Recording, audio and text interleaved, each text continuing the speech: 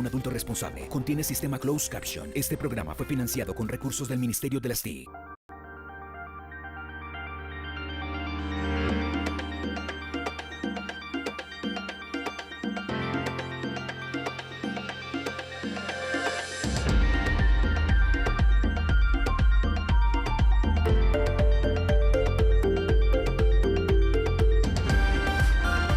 RTBC Noticias, emisión central.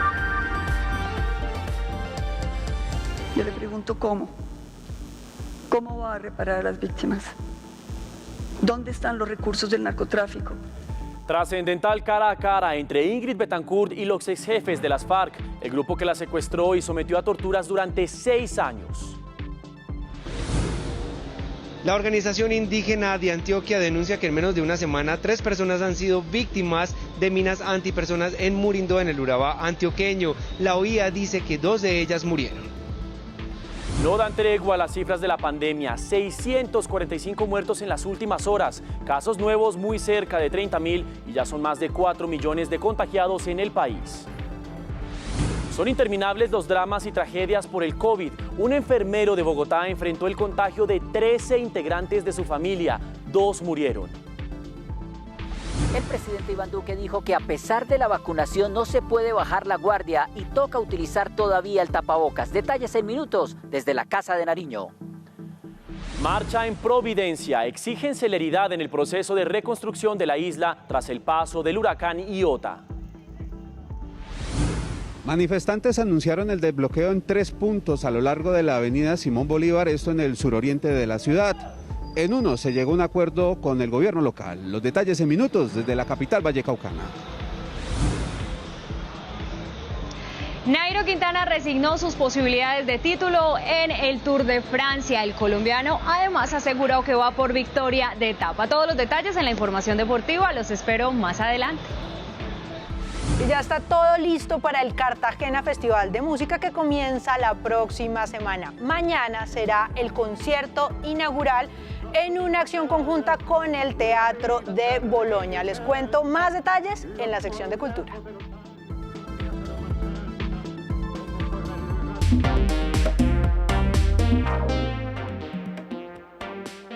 Trascendental encuentro entre la excandidata presidencial Ingrid Betancourt y sus antiguos secuestradores, los exjefes de la entonces guerrilla de las FARC. En su intervención los cuestionó y les dejó reflexiones sobre el fracaso de la lucha armada. La intervención de la excandidata presidencial incluyó preguntas directas a quien fuera el jefe de la guerrilla que la secuestró y la sometió a distintas torturas por 6 años. Rodrigo Londoño. Reparar a las víctimas es un tema tabú en Colombia. Yo le pregunto cómo va a reparar a las víctimas. ¿Dónde están los recursos del narcotráfico que ustedes acumularon durante los años de guerra? Porque esos recursos son los que tienen que ir a reparar a las víctimas. Fueron cerca de 38 minutos de reflexiones crudas, verdades y evocación a otros que vivieron su misma tragedia. No porque este acto se da, podemos decir que pasamos por encima de todos los sufrimientos. Del de Andrés Felipe Pérez, el niño que murió de cáncer esperando a su papá Norberto Pérez, porque ustedes, comandantes de las FARC en ese momento, no quisieron liberarlo a pesar del clamor nacional y luego lo ejecutaron cuando intentó escapar para ver a su hijo.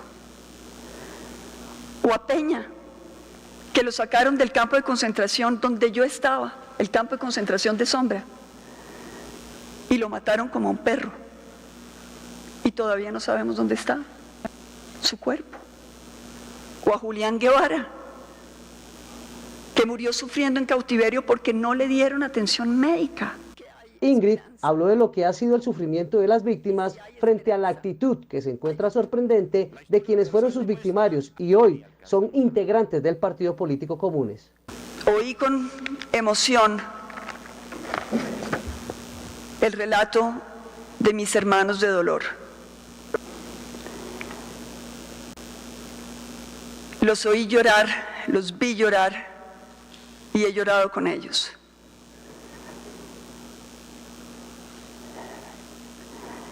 Y me cuesta trabajo no seguir llorando.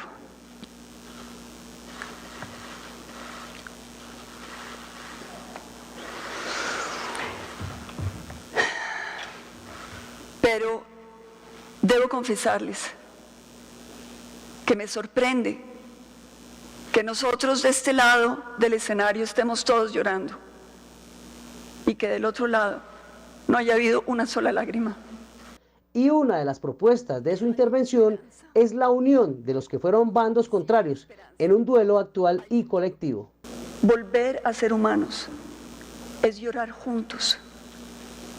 Algún día tendremos que llorar juntos por el sufrimiento de ustedes, el de su vida, por el sufrimiento que nos causaron a nosotros, a nuestros hijos, a nuestras familias, y por el sufrimiento de Colombia, que lo vemos hoy en los muchachos que están en las calles porque tienen hambre, porque no tienen trabajo y porque los señalan de terroristas, porque siendo pobres y jóvenes los asimilan a combatientes de las FARC. Y esa es una responsabilidad que ustedes también tienen. Les pidió a sus antiguos victimarios que la voz al unísono ante Colombia sea para decir que la guerra es un fracaso y que solo ha servido para que nada cambie. El de Ingrid Betancourt fue apenas uno de los testimonios en la Comisión de Víctimas de la Verdad. Otras personas que también vivieron los horrores del secuestro, tuvieron su versión. Los integrantes del hoy Partido Comunes también hablaron. Bueno, yo soy Diana. Fueron decenas de testimonios, voces, dolores y tragedias personales por cuenta de las FARC los que confluyeron para dar su doloroso testimonio.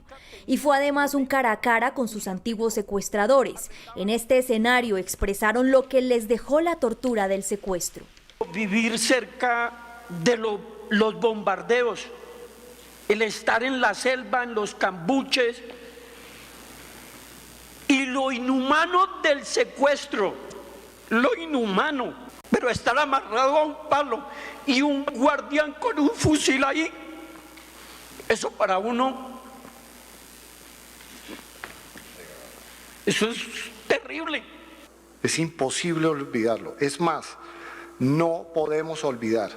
Estamos obligados como sociedad a recordar los horrores de una guerra que desangró a Colombia en los últimos 50 años. Que la resolución de conflictos no debe dañar la dignidad ni la humanidad del ser humano.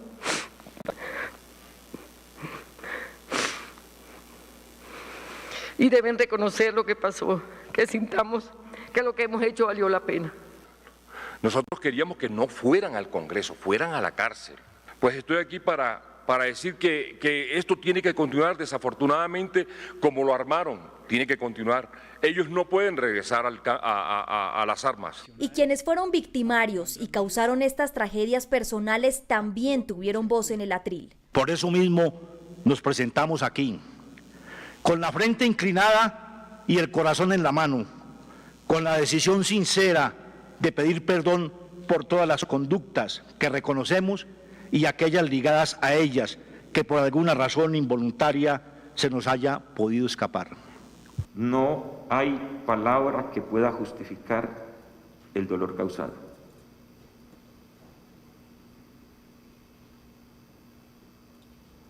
Lo único que valen son los actos que podamos tejer para resarcir nuestros errores. El encuentro fue a instancias de la Comisión de la Verdad. El padre Francisco de Rú en su intervención pidió enfrentar la verdad. Yo sé con qué temor, con qué incertidumbre, con qué tremenda resistencia interior están aquí presentes los que fueron arrebatados de su libertad por años. Y sé también con qué lucha del alma están aquí quienes hicieron el secuestro y que un día renunciaron definitivamente a las armas. El padre de Rú les envió un mensaje a los grupos como el ELN que siguen en armas. Los colombianos, dijo el sacerdote, no quieren más guerra. Y hay una tragedia por mina antipersonal en Antioquia. Una madre y su hija de la comunidad en Vera murieron cuando pisaron un artefacto en Murindó. Daniel Cañas, muy buenas noches. ¿Qué fue lo que ocurrió? Mateo, ¿qué tal? Buenas noches. Lamentablemente, como usted lo menciona, la Organización Indígena de Antioquia denunció la muerte de 2 indígenas en Murindó, en el Urabá antioqueño, tras pisar una mina antipersonal. Es importante aclarar que hace 3 meses el Ejército Nacional viene desminando toda esta zona del Urabá para evitar esta tragedia. Sin embargo, este es el informe. La Organización Indígena de Antioquia, OIA, denunció la muerte de 2 personas a causa de una mina antipersona en Murindó. Una mujer indígena del pueblo de Yavida, una niña menor de edad que cayó en campo minado en la comunidad Bachidube del municipio de Murindó. Según las autoridades, existen amenazas a la comunidad indígena por parte del ELN. Y denunciamos la campaña del ELN, primero de colocar minas en ese sector para protegerse de las operaciones militares. Desde el año 2020, en el municipio de Abeiba, Frontino, Murindó, Cáceres, han fallecido 9 personas indígenas y 5 heridos. Las autoridades están buscando los cuerpos de las víctimas para establecer su identidad. Entendemos que la niña no está muerta, no fue afectada, pero tenemos que corroborarlo porque no hemos podido tener acceso ni a las denuncias ni a los cuerpos. Luego de 3 meses de ser intervenidas estas zonas para su desminado, las organizaciones de derechos humanos piden respetar la vida de los indígenas de las más de 10 comunidades que allí habitan. Miren, y es que la OIA vuelve y hace una denuncia hace pocos minutos sobre Horacio Carupia, integrante de la Guardia Indígena, quien también perdió su pierna derecha el día de ayer tras pisar una mina antipersonal. En este momento esta persona se encuentra en la ciudad de Medellín, quien está siendo atendido aquí en una clínica de la capital antioqueña. Nosotros, por supuesto, seguiremos atentos al desarrollo de esta información y a la investigación que desarrollan las autoridades sobre este tema. Sigan ustedes con más desde Bogotá. Daniel Cañas, RTVC Noticias, conectados 24/7. Continuamos con más información, Daniel, en efecto, y ahora hablamos de la pandemia, porque hoy fueron reportados 29.995 casos nuevos. Y otra cifra importante que hay que resaltar es la de fallecidos, 645, es decir, queridos televidentes, apenas 3 casos por debajo de la cifra récord que hemos registrado desde que llegó la pandemia aquí a Colombia. Y también el país completa los 171.616 casos activos. Y este dato es bastante importante. El total de contagiados ya pasó los 4 millones. El tema de las variantes del virus genera alerta no solo en Colombia, sino en el mundo entero. Ya son varias y de distinta peligrosidad. En el siguiente informe les explicamos. Carrera de velocidad. Tanto la de los humanos para inmunizarse como la de las mutaciones del COVID para manifestarse. Varían progresivamente en la medida que infectan a más personas. Es un mecanismo apenas natural en los virus. Pero siendo el SARS-CoV-2 el primero en manifestarse a escala planetaria, su variabilidad ha sido inusitada. Una más acelerada, y todo porque su terreno fértil ha sido en las vastas porciones poblacionales. De ahí que, de acuerdo con la latitud de su manifestación, pero sobre todo de su prevalencia, se hable de variantes sudafricanas, indias, británicas, californianas, brasileñas y andinas. Pero en un ánimo de frenar expresiones xenófobas y simplificar las referencias a las mismas, hizo que la OMS las rebautizara como beta, delta, alfa, epsilon, gamma y lambda respectivamente. Un close-up a cada una de estas cepas revela rasgos sorprendentes. Todas son una idéntica secuencia genómica con alteraciones en la proteína Spike, la encargada de facilitar el ingreso del virus a las células para infectarlas. Y justo en esa característica hace que las variantes, y si la comparación con la publicidad fuera válida, sean productos más peligrosos en su cometido original: contagiar y deteriorar el sistema respiratorio humano. Rotuladas en principio con letra y número, la B117 fue, por ejemplo, registrada en otoño de 2020 en Reino Unido. Con días de diferencia, la B1351 fue detectada en Sudáfrica, compartiendo algunas mutaciones con la anterior. Y la llamada P1 se identificó en viajeros de vuelos procedentes en Brasil y con Japón como destino. Transcurridos 15 meses desde que el estatus pandémico del COVID se hizo global, su versión Delta gana terreno en 92 países y desafía la efectividad de los antídotos anti-COVID. El momento crítico de la pandemia, que ocurre en medio de la reactivación, plantea el reto de no bajar la guardia en el cuidado, pues nosotros hablamos con expertos que nos entregaron recomendaciones para que usted tome nota. Las vacunas previenen afectaciones graves por complicaciones de COVID-19, pero la invitación de expertos es a no relajar las medidas de bioseguridad. No va a evitar que nos vaya a dar COVID. Lo que pasa es que si nos llega a dar, la respuesta sea mínima, porque el cuerpo ya generó su defensa contra el COVID. Pese a que ya Colombia se encuentra en la etapa 4 del plan de vacunación, aún las cifras de contagios de COVID-19 sobrepasan los 28.000 casos cada 24 horas. Por favor, vacúnense. Es primordial y es algo que solamente la vacunación ha demostrado que podemos cortar la tasa, no solamente la tasa de velocidad del virus, sino que esta pandemia se acabe de una vez por todas. Los gremios de la salud siguen insistiendo que las medidas de autocuidado son determinantes para reducir las cifras. Todas las personas que tienen una o dos dosis deben mantener las medidas de bioseguridad, el uso de tapabocas, el distanciamiento social, el lavado de manos, hasta que logremos la inmunidad de rebaño. Los epidemiólogos pronostican que esperan las 5 semanas más duras desde que comenzó la pandemia. Siempre en medio de las cifras están las tragedias particulares. En RTVC Noticias encontramos la historia de un enfermero quien tuvo que enfrentar el contagio de 13 miembros de su familia. Necesito que se acueste boca abajo y dure mínimo 2 horas y verá que algo podemos mejorar, y si no, no va a servir de nada. Las videollamadas se convirtieron en la principal herramienta para Edward poder asistir a 13 personas de su núcleo familiar que resultaron contagiadas de COVID-19, de las cuales 2 desafortunadamente fallecieron, entre ellas su tío. Hoy Edward recuerda cómo él desconfiaba del enemigo invisible. Aíslese, por favor, hombre, no haga conglomeraciones, colóquese el tapabocas. No, mi hijo, tranquilo, yo soy bien, yo soy fuerte. No, esto es otro nivel, esto no es una gripita. Algunos de los familiares contagiados fueron también menores de edad y otros aún siguen luchando por culpa de las secuelas que le dejó la enfermedad. Si vemos que alguno de estos familiares está con síntomas gripales hasta que no se demuestre lo contrario por intermedio de las pruebas que estamos realizando, hagan el aislamiento. No esperemos que el coronavirus nos lleve la muerte a nuestros hogares. La situación en las unidades de cuidados intensivos del país sigue siendo preocupante. Solo un 13% de las camas están disponibles. A pesar de esto, el jefe Edward continúa al frente batallando en la UCI del Hospital Santa Clara por los pacientes que se encuentran en estado crítico. Todos estamos trabajando al 100% por ustedes. Por lo tanto, también pedimos que nos humanicemos, que nos coloquemos la mano en el corazón. Esto es una realidad y protejámonos y protejamos a nuestra familia. Hoy el presidente Iván Duque habló de la pandemia en varios escenarios. En uno de ellos aseguró que el uso de tapabocas en el país está previsto aún en el año 2022. ¿Qué más dijo el mandatario? Omar Hernández, buenas noches. Hola Mateo, muy buenas noches para usted y para todos los televidentes. Pues estas declaraciones fueron dadas en uno de los eventos aquí en la Casa de Nariño, donde el jefe del Estado dijo que no se puede bajar la guardia a pesar de la vacunación. Ante la inevitable llegada de la variante Delta del COVID-19 al país, el presidente Iván Duque aseguró que el uso de tapabocas se debe extender. Lo dijimos desde el primer día en Prevención y Acción.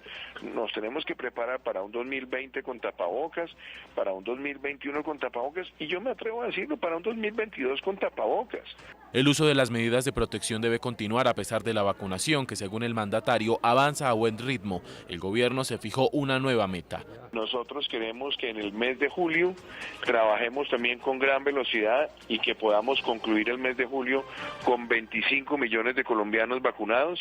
El presidente insistió en que el acelerado ritmo de contagios y decesos se debe a las aglomeraciones en las manifestaciones y sin mencionarlo respondió al senador Gustavo Petro, que lo tildó de mentiroso.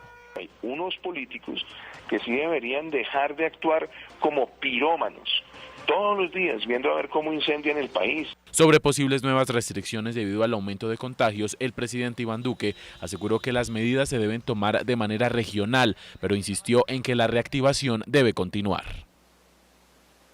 En otro acto, el mandatario nacional reconoció el trabajo que viene realizando China en cuanto a la distribución de las vacunas.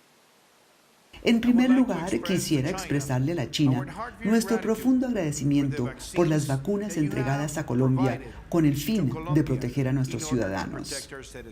En este momento, existe la clara visión de la necesidad de considerar la cooperación en vacunas como un asunto de interés común, donde no puede haber, bajo ninguna circunstancia, barreras políticas, económicas o financieras que impidan el acceso a las vacunas. Colombia ha recibido a la fecha 20 millones de vacunas contra el COVID-19. Cada día les contamos cómo avanza el proceso y en qué grupo vamos, porque si usted puede ponerse la vacuna, hágalo. Es la única manera de salvar vidas. Colombia se aproxima a las 16 millones de dosis aplicadas y espera la próxima semana dar inicio a la vacunación de personas mayores de 40 años. De acuerdo a la encuesta Pulso Social del DANE, la intención de vacunación de los colombianos bajó. Mientras que en abril 75 de cada 100 estaban dispuestos a aplicarse la dosis, en mayo solo 62 estarían dispuestos a inmunizarse contra el COVID-19. Las vacunas contra el COVID-19 en particular han mostrado con algunas diferencias una alta eficacia tanto para disminuir las formas sintomáticas, es decir, para disminuir la incidencia, como para disminuir la letalidad. Respecto a la tasa de mortalidad que tiene el país hoy, el epidemiólogo afirma: es fácil olvidar que estas muertes hubieran sido mucho más altas de haber vacunado a la población más vulnerable que tiene una mayor letalidad. Hoy arribaron al país las primeras 480.000 vacunas de Janssen, que solo requieren una dosis y que serán destinadas a 44 municipios que están proyectados para vacunar bajo la modalidad de unificación de etapas. Y hoy la Asociación Nacional de Industriales anunció que la próxima semana inicia el proceso de vacunación para empleados de Industrial. Esperan que la cobertura supere el 1 millón de personas. Con la llegada de 1.500.000 dosis el próximo lunes iniciará el proceso de vacunación por parte de privados. El objetivo es inmunizar a más de 1 millón de empleados. Con 2.500.000 vacunas nosotros seremos capaces de vacunar a 1.250.000 personas. La ANDI explica además que fueron más de 5.900 las empresas, algunas agremiadas y otras no, las que se interesaron en adquirir los biológicos. 650 son compañías ANDI o son compañías afiliadas, digamos, a nuestro gremio. Pero, por lo tanto, digamos, las otras 4.850 son compañías que no son parte de la ANDI. Vacunar a cada trabajador cuesta $37, unos 149.000 pesos. Por ahora el proceso no incluye a familiares. Los recursos están listos. Son 185.000 millones de pesos. Pero tenemos a estas alturas, en 1 hora y 40 minutos, recaudado el 53.8% de esos recursos. En total se recibieron solicitudes por parte de privados para más de 1.700.000 vacunas. Los empresarios esperan poder realizar otro pedido para lograr cubrir a todos los postulantes. En Santander sigue el drama por la ocupación de camas UCI. En el departamento quedan tan solo 11 camas disponibles. Conectamos ya mismo con John López en la ciudad. John, muy buenas noches. Adelante con su informe.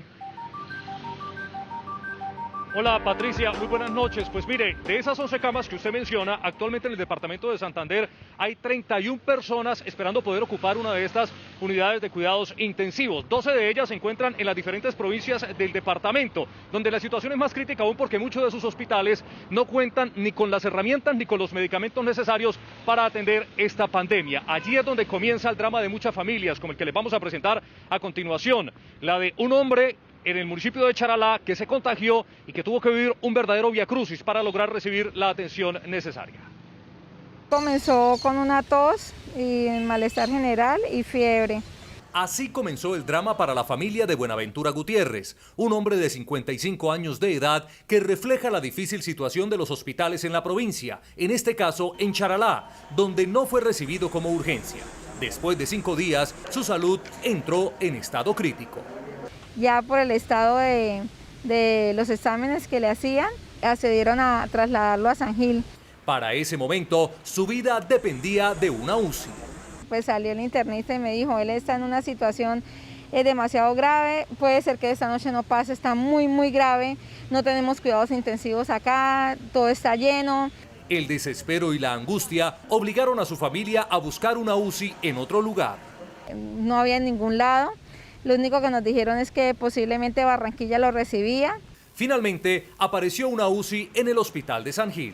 Y otra persona se murió allá en San Gil y pudieron trasladarlo a al mismo hospital. A esta hora, su esposo lucha por sobrevivir después de enfrentar al colapso hospitalario.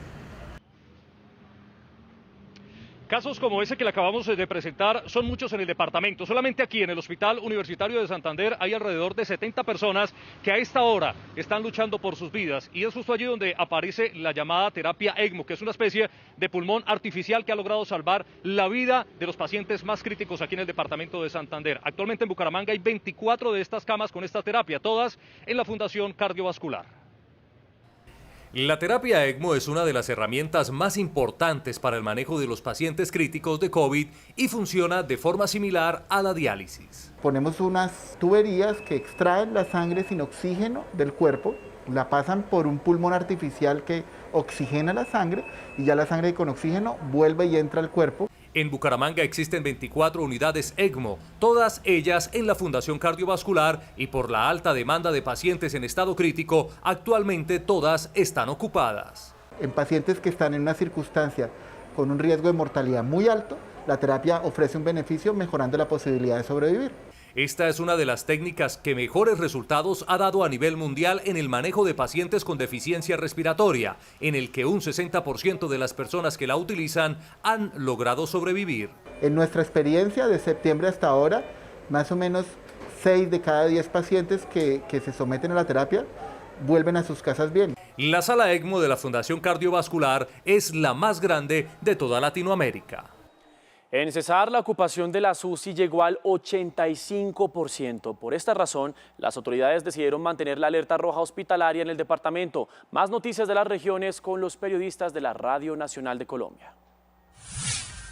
Y solo hay 9 camas UCI disponibles en todo el eje cafetero para pacientes con COVID-19. La situación más crítica se reporta en la ciudad de Manizales, donde por segundo día consecutivo se da lleno total de los servicios médicos. En el departamento de Risaralda la situación es similar, solo hay 3 camas UCI disponibles de las 177 que se habilitaron inicialmente. Y finalmente en el departamento del Quindío, de las 66 camas disponibles, solo hay 6, y este es el departamento que menos tiene de este tipo de unidades en toda la región del país.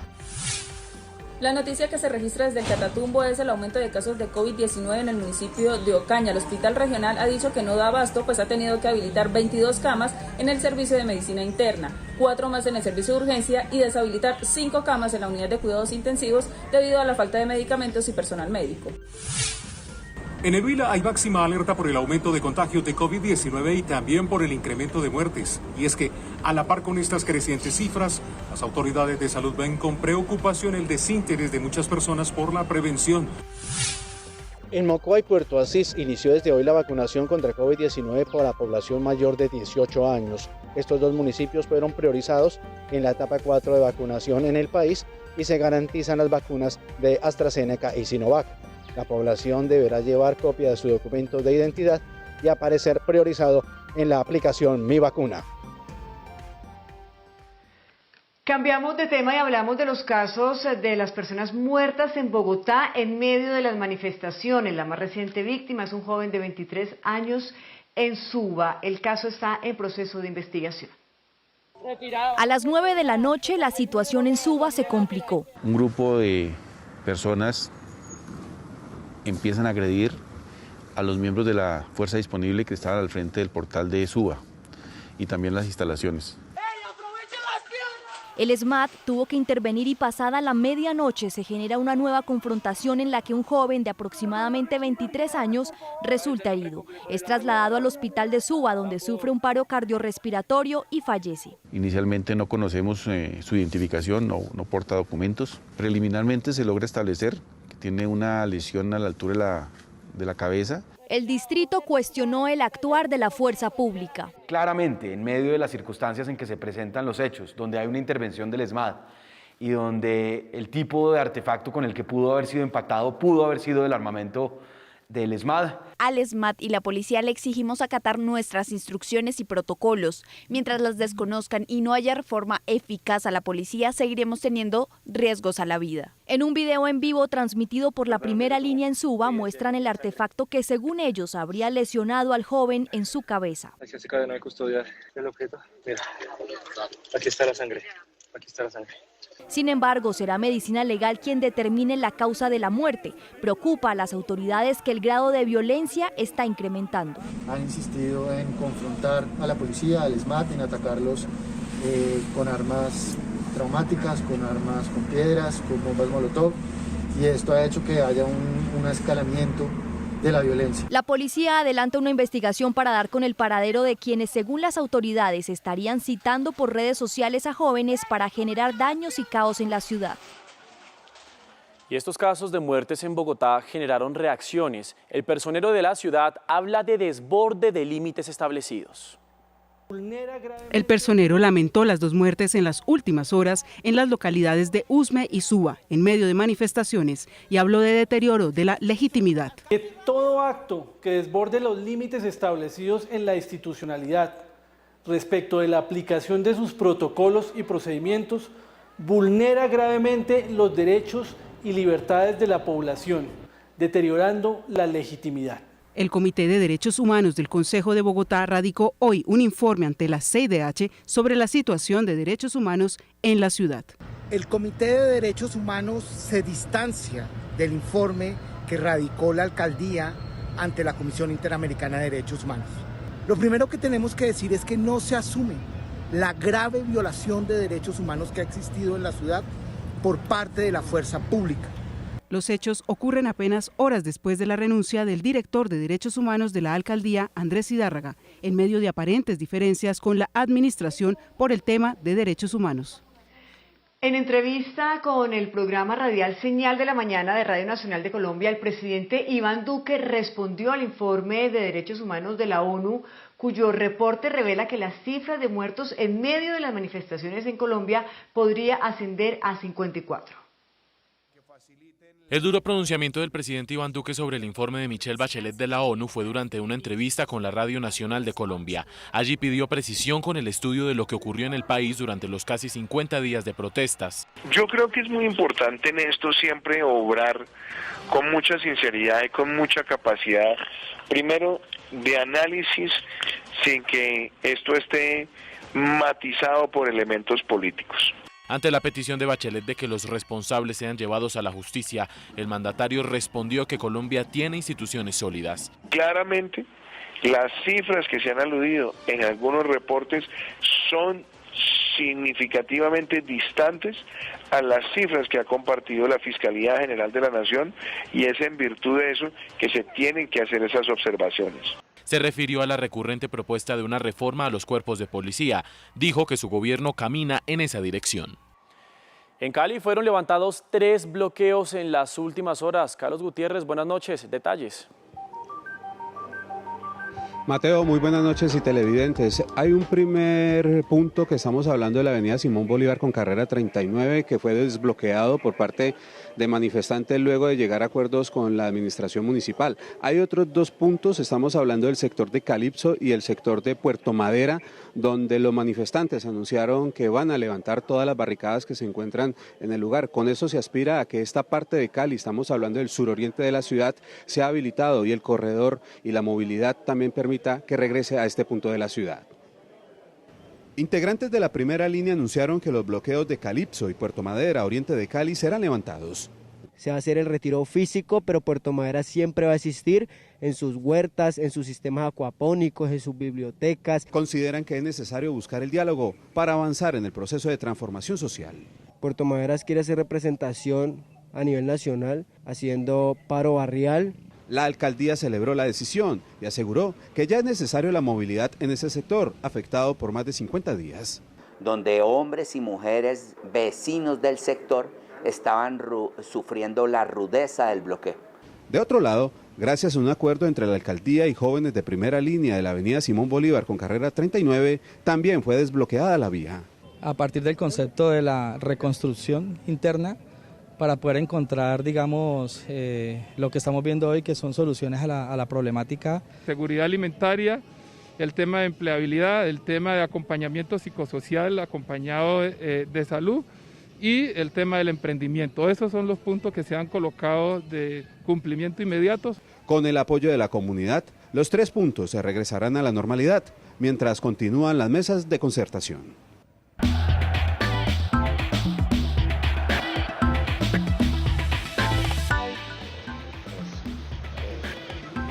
Muy buenas noches, bienvenidos a la información deportiva. Comenzamos hablando de ciclismo con Nairo Quintana, que hoy atendió a los medios de comunicación de manera virtual y expresó que no va por el título del Tour de Francia, no está en buenas condiciones físicas. También manifestó su descontento de cómo ha manejado y cómo confirmó su equipo, el Arkea, justamente a todo su equipo para este Tour. A pocos días de iniciar la segunda grande del año, el colombiano que comandará este año el equipo Arkea confirmó que no está en su mejor forma para enfrentar el Tour de Francia. No estoy en condiciones de disputar la general del Tour de Francia, así que nuestro objetivo en este Tour de Francia es intentar luchar por las etapas. Aseguró que el objetivo del equipo no lo deja satisfecho. No luchar la general, pues se juegan diferentes cartas, otro tipo de corredores. Es una condición en la que me siento verdaderamente diferente, pues incómodo en la situación en la que estoy, sabiendo y que estoy acostumbrado pues siempre a hacer la general.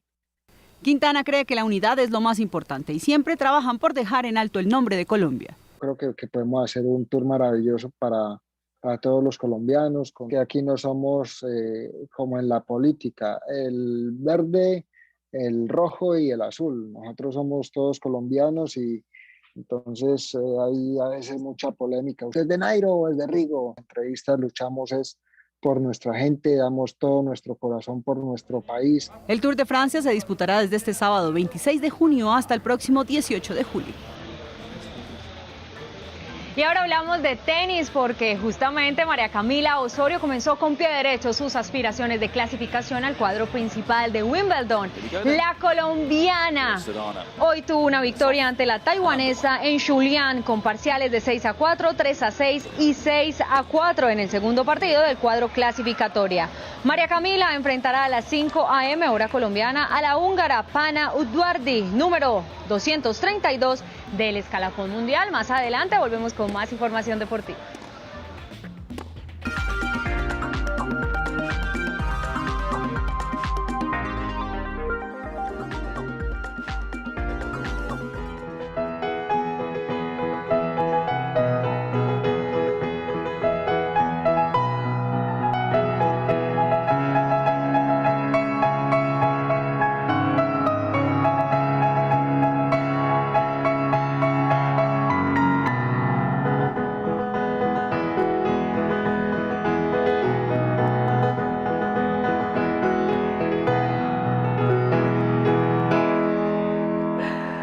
A mí me divierte mucho que cada que uno busca algo sobre Gioachino Rossini, lo primero que sale es esta foto que les voy a mostrar a continuación. La verdad yo no sé quién le hizo ese mal, pero uno ve a ese Rossini y le da es como risa, o sea, no se imagina que fue uno de los compositores más famosos de la ópera italiana, ni que escribió 39 óperas antes de cumplir 40 años, ni que su música suena hasta en las alarmas de celular, como esto que acabo de tocar, que seguro reconocen, porque salía en El Llanero Solitario y es la abertura de una ópera que se llama Guillermo Tell. Les cuento que hoy vamos a hablar de Rossini, pero no de esta ópera, sino de otra ópera y de otra abertura que se llama Semiramide. Es la historia de una mujer que se llama Semiramis, de la que tal vez hayan escuchado hablar porque según las leyendas asirias fue la reina del imperio y construyó los jardines colgantes de Babilonia. Resulta que Voltaire convirtió esa leyenda en obra de teatro y Rossini después volvió esa obra de teatro una ópera. La historia va así: Semiramis está casada con el rey Nino, pero como ella quiere ser reina y gobernar, arma un plan con su amante para matarlo. Lo que no tiene en cuenta es que en la línea de sucesores del rey, primero está el hijo de ambos, o sea, de ella y del rey. Entonces intenta matar a ese hijo. El muchacho logra escaparse y regresa varios años después, irreconocible y con el nombre cambiado, para quitarle el trono a la mamá y casarse con una princesa de la que se enamoró. Si ya están pensando que esto está muy retorcido, pues respiren profundo porque hay más. El amante de Semiramis también se enamora de esa misma princesa y Semiramis se enamora del hijo sin saber que es el hijo. El melodrama es buenísimo y le gana a cualquier telenovela. Les cuento que mañana el Cartagena Festival de Música, que la semana que viene tiene su edición número 15, presenta su concierto inaugural. Esto lo hace junto al Teatro Comunal de Bolonia, en Italia, y ese concierto comienza precisamente con la ópera Semiramis. Luego como es en Italia, y como hay pandemia, y como pasa todo esto que ya sabemos y nos tiene tan cansados, ese concierto se va a poder ver mañana a las 7 de la noche en streaming a través de las plataformas digitales del festival y luego a las 10 p.m. aquí en Señal Colombia.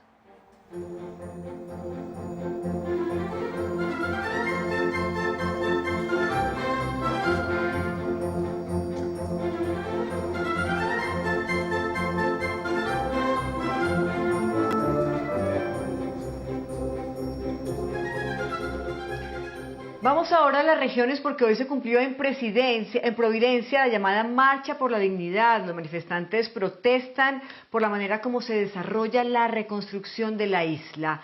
Carlos Barraza, periodista de la Radio Nacional de Colombia, nos envió el siguiente informe. Cientos de personas se tomaron hoy las principales calles de la isla de Providencia en la denominada Marcha por la Dignidad. Los habitantes de este municipio insular exigieron del gobierno nacional agilidad en la recuperación de las viviendas.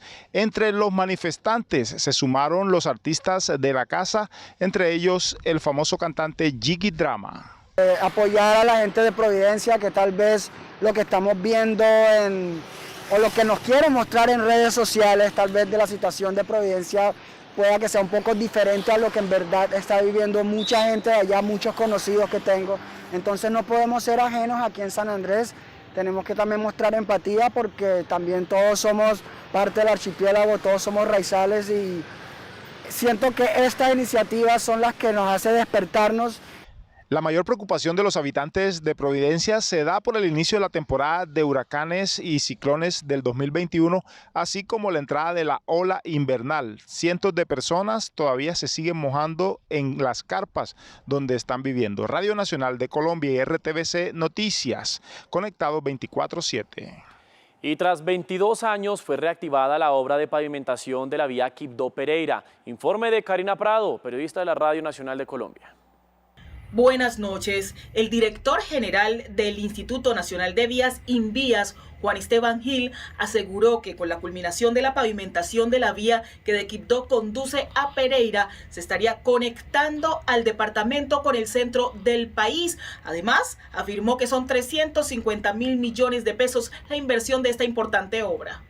352.000 millones de pesos estamos invirtiendo a través de los contratos del Compromiso por Colombia del señor presidente de la República para garantizar la generación de empleo, la reactivación económica.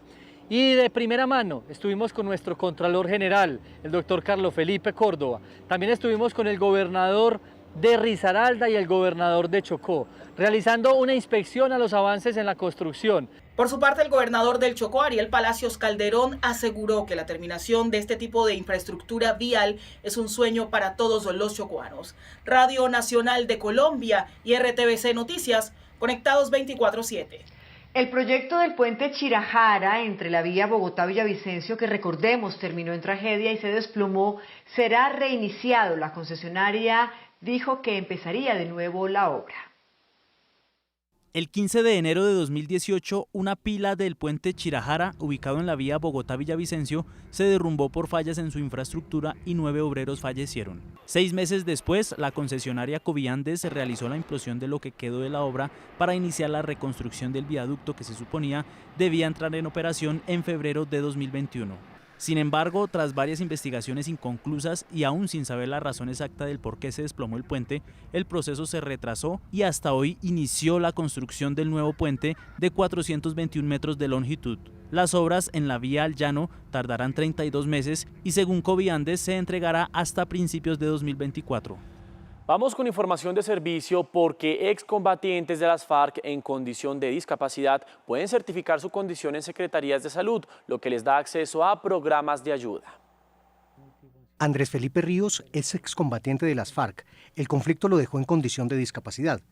Integra el grupo de 567 personas a las que la Agencia para la Reincorporación y Normalización, junto con el Ministerio de Protección Social, les dará acceso a programas y beneficios. Primero que todo, que nos va a servir para entrar a un programa que se llama la Ruta de Capacidades, que está aprobada por la ARN y por el CNR, ¿no? Donde pues esa ruta, pues lo que dicen es que pues trae una clase de beneficios referente para nosotros. El proceso de certificación de excombatientes en condición de discapacidad facilitará la entrega de ayudas y acceso a procesos de rehabilitación. Vamos a comenzar a trabajar con el uso de la telemedicina, herramientas tecnológicas y de comunicación para poder certificar a más de 560 personas en lugares apartados. Este proceso y la entrega de ayudas cuenta con recursos de la Nación y de cooperación internacional. Igualmente dicen que nos sirven para algunos beneficios que podamos tener a través de las diferentes entidades, como para la población con discapacidad. Actualmente, 1.197 excombatientes en reincorporación se autorreconocen con discapacidad y desean ser certificados. El ministro de Justicia, Wilson Ruiz, destacó los resultados entregados por Estados Unidos en materia de lucha contra el narcotráfico por parte de Colombia y anunció que se darán varias extradiciones en los próximos días. Se han hecho más de 500 extradiciones, lo que significa que estamos luchando rotundamente en contra del narcotráfico y todas estas personas que han ocasionado un gran daño a Colombia. Decirles que ya en los pocos días también vamos a extraditar los primeros 3 del ELN y vienen acompañados otros narcotraficantes allí que han sido solicitados oportunamente, no solamente por Estados Unidos, sino por otros países del mundo. El DANE reveló la encuesta Pulso Social, en la que incluye datos de la confianza de los consumidores. El indicador bajó a 27,5% para el mes de mayo, luego de estar en 30,5% en abril. También hay que destacar que 77% de los encuestados respondió que no tiene posibilidades de comprar ropa o de comprar zapatos. Y también un 78% aseguró que no tiene opciones de ahorrar parte de sus ingresos mensuales. Para los colombianos, conseguir empleo y ahorrar cada vez es más difícil, según los resultados de la medición del DANE sobre el comportamiento de la economía y el bienestar social. El 67,5% de los jefes de hogar, considerando que el empleo en los próximos 12 meses va a disminuir. En las calles se nota la dificultad para programar un ahorro, pues tan solo 2 de cada 10 personas lo logran. Es complicado porque todo empieza a subir los precios de los alimentos. El precio de los productos, mucho más caro.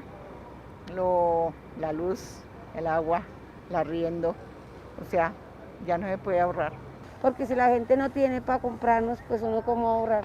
La imposibilidad de ahorrar se da porque el gasto en las necesidades básicas se lleva casi todo el porcentaje de los ingresos. Si alcanza para pagar el arriendo, no alcanza para comer. Eso. A veces suplirle la necesidad a los hijos es más primordial, las cuestiones del estudio y todo eso. Por lo menos para la comida, para el arriendo. Es que hasta comprar ropa y accesorios es complicado. En mi casa no hay ahorita ni para zapatos ni nada de eso, con lo que hay, quién sabe hasta cuándo. Ya los lujitos se van aplazando. Cartagena y Montería son las ciudades en donde más del 90% de los encuestados precisó que no pueden ahorrar actualmente. Recuerden que nos ven en Colombia y en el mundo por Señal Colombia y también por nuestro streaming a través de la página rtvcnoticias.com. Y nos estamos leyendo en las redes con el numeral Me Conecto con RTVC. Los invitamos a seguir participando e interactuando con nosotros en Twitter, Instagram y en Facebook. Vamos a una pausa y en un minuto volvemos con más información. Y en oportunidades, al volver, les contamos que la Universidad de Salamanca en España abrió una convocatoria para estudiantes colombianos. En un minuto lo sabrán todo cuando regresemos. Ya regresamos con más información en RTVC Noticias. Y el pueblo nazo siempre vive de la medicina, porque las medicinas son unos espíritus y en cual nos enseñan a vivir.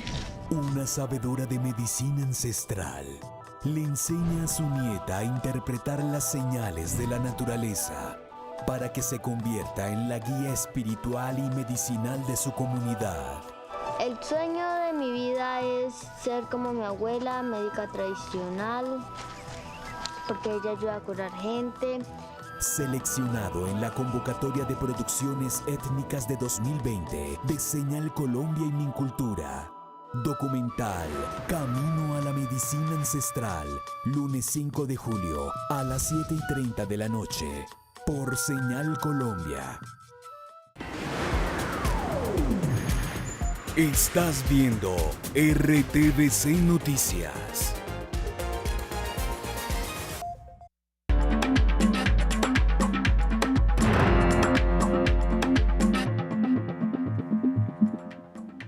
Volvemos con ustedes y ahora hablamos de lo que ocurre en el mundo. La CIDH denunció hoy ante la OEA lo que calificó como una nueva fase de la represión en Nicaragua y pidió a la Corte Interamericana de Derechos Humanos proteger la vida de los opositores detenidos. Un terrorismo de Estado.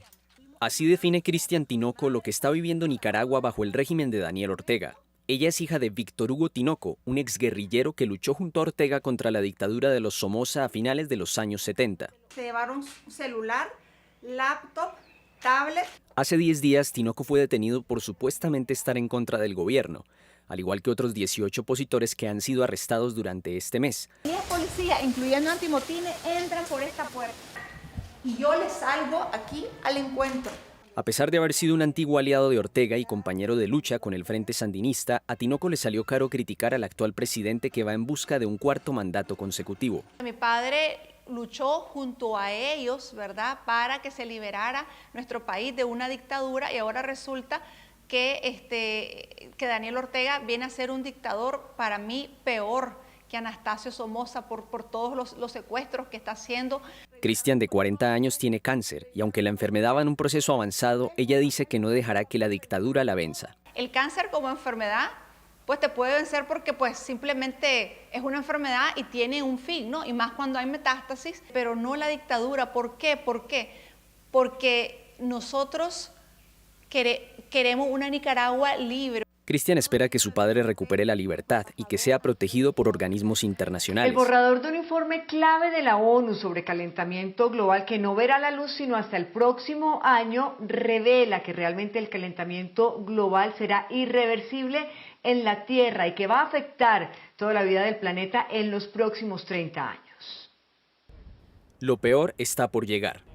Eso revela el borrador de un informe de 4.000 páginas realizado por el Grupo Intergubernamental de Expertos sobre el Cambio Climático de la ONU, donde se pone de manifiesto que los efectos devastadores del calentamiento global mostrarán su peor cara de aquí a 2050.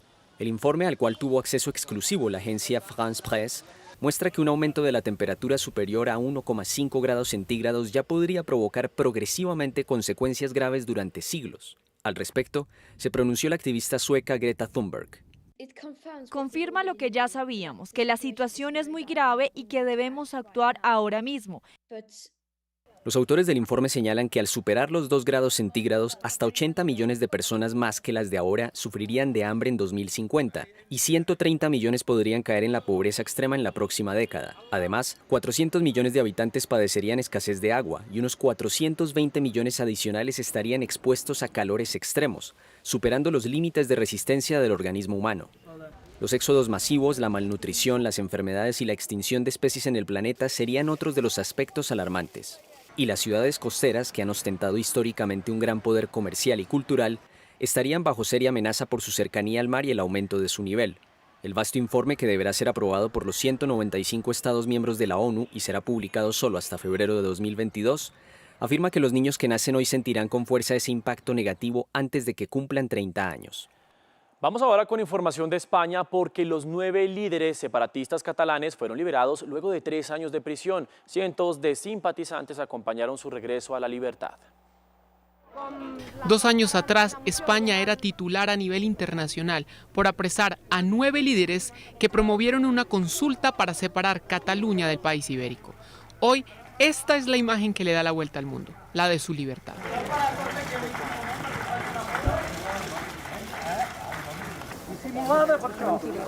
Y demà passat. Mañana, pasado y hasta el día de la victoria, continuaremos trabajando con toda la gente de este país sin excluir a nadie para hacer realidad nuestro sueño de una república catalana. ¡Viva Cataluña libre! ¡Visca Cataluña lliure! En 2017, estos líderes promovieron una consulta popular fuera del orden constitucional con la que intentaban medir la intención de esta comunidad autónoma para autodeterminarse. Considerado un intento de secesión, fueron condenados en 2019 y luego de cumplir 3 años tras las rejas, apelando al diálogo y la concordia, el Ejecutivo de Pedro Sánchez permitió indultarlos. Que el Consejo de Ministros de hoy ha acordado conceder los indultos a los 9 condenados del juicio del procés que permanecen en prisión. La expectativa con la liberación de los 9 líderes está ahora puesta en la interlocución que tengan con el gobierno central y si este gesto significará o no un cambio en la interacción catalana con el resto de España. Y estamos a un mes para que inicien los Olímpicos de Tokio y crece la oposición local a las justas. Unas 200 personas se reunieron hoy frente a los edificios gubernamentales de la capital para protestar contra los Juegos, pidiendo su cancelación. A esto se sumó que los organizadores revelaron estrictas medidas anti-COVID para los espectadores que asistan. Y hay una intensa polémica en Europa. En Hungría aprobaron una ley que prohíbe lo que ellos denominan la promoción en colegios de la homosexualidad en niñas y niños. Varios países de la Unión Europea han criticado la iniciativa. Asimismo, la idea de iluminar estadios con la bandera arcoíris LGBTI ha generado polémica entre el Ejecutivo húngaro y distintas organizaciones.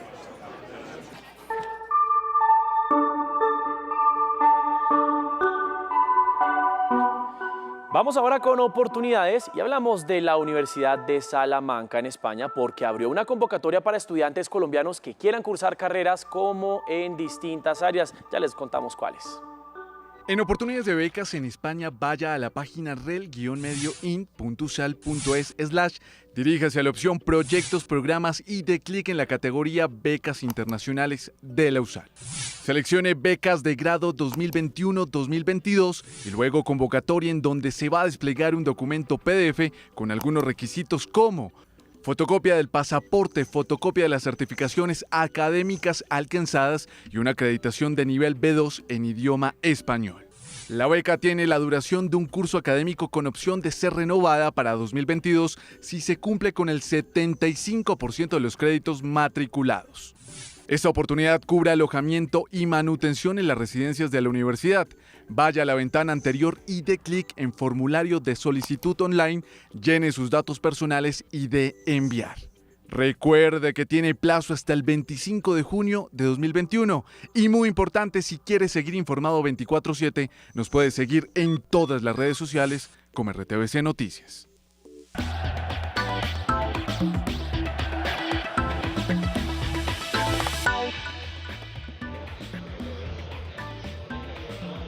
Y seguimos con más información deportiva porque Juan Sebastián Muñoz será el encargado de representar a nuestro país en el golf en los Juegos Olímpicos de Tokio que están a punto de comenzar a casi más de un mes.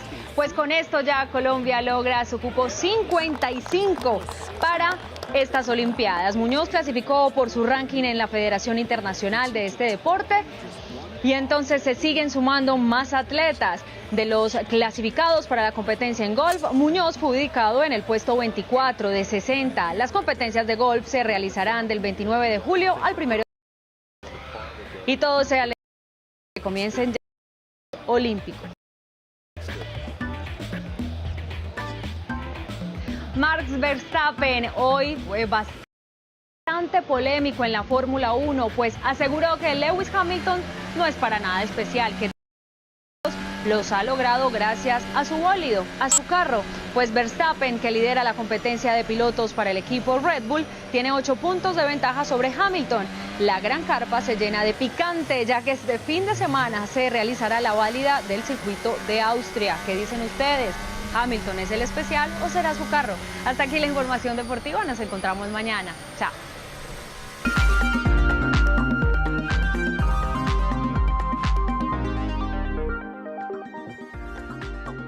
Les tengo una frase buenísima del compositor austriaco Gustav Mahler. Abro comillas. Cuando el hombre maravillado, pero confundido, pregunta ¿qué significa todo esto?, el niño le responde, así es la vida celeste. Eso dijo este señor a propósito de su sinfonía número 4, que tiene una de sus partes inspirada en otra obra de Mahler que se llama El cuerno mágico del niño. Esa obra es un ciclo de canciones escritas sobre poemas que piensan el mundo desde los ojos de un niño. Entonces, como todos los artistas, Mahler reutilizaba sus buenas ideas. La Cuarta Sinfonía tiene 4 movimientos y el cuarto está inspirado en una de esas canciones del Cuerno Mágico del Niño. Esta es música que habla de la inocencia, de la serenidad, de la paz, un poco también de la ingenuidad y la actitud desprevenida que tienen los niños con la vida. Yo diría que es una invitación a quitarnos los guantes y reconciliarnos con los demás.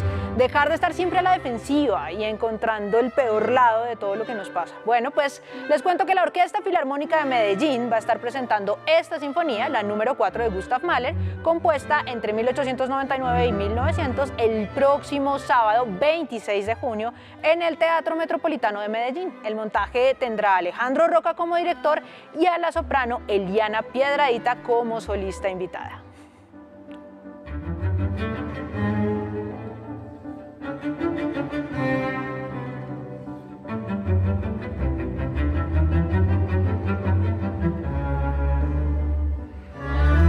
Para todos los que nos apasiona el tango, les cuento que ya está todo listo para el Festival Internacional de Tango de Medellín. Una de las grandes sorpresas es que el evento será presencial y virtual del 24 al 30 de junio. Con el pasado que añoro y el tiempo viejo que lloro. El sector tanguero de Medellín sí que añoraba el regreso del festival, que en esta ocasión tendrá conciertos, baile, conferencias y nuevas rutas. Estamos orgullosos de tener nuevamente presencialidad, todo con previa inscripción. En Ticket Express encuentran los eventos más importantes. Tenemos alrededor de 52 eventos a lo largo de estos días, del 24 al 30 de junio. Sos toda una bacana, la vida te ríe y canta, los morlacos de los... No hay que olvidar la importancia que tiene Gardel en la cultura de Medellín y el legado que aún perdura con el tiempo. Carlos Gardel hace 86 años va a cumplir el 24 de junio de 1935 decolando en este espacio en el aeropuerto Olaya Herrera. Dejó su vida y nos dejó todo su legado musical, en compañía de Alfredo Lepera y de todos los que con él partieron ese día. El evento se desarrollará en la Plaza Gardel y en los teatros Metropolitano y Pablo Tobón Uribe. Además contará con una programación dedicada a la memoria del compositor Astor Piazzolla.